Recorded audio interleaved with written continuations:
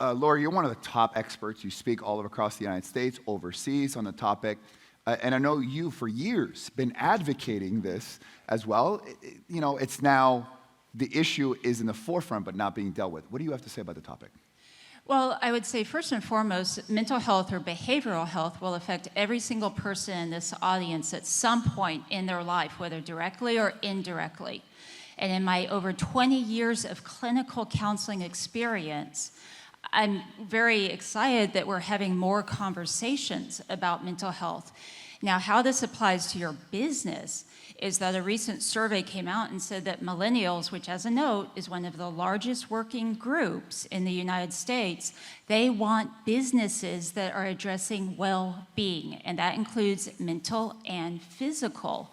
So I think it's great. We have to have these conversations because we know our mental health is our physical health. They are one and the same. The brain is an internal organ, just like the heart is.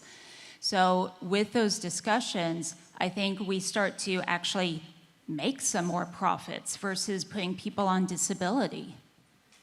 Good point. Good point. Your message is so powerful. And I think anybody here, I would strongly recommend that in the audience you have some big influencers that you have, Laura, on your podcast to spread that message and build that awareness. And I know when you spoke to Dr. Phil, he was very impressed with what you had to say. And unfortunately, it's a hard message. You got to keep chipping it away.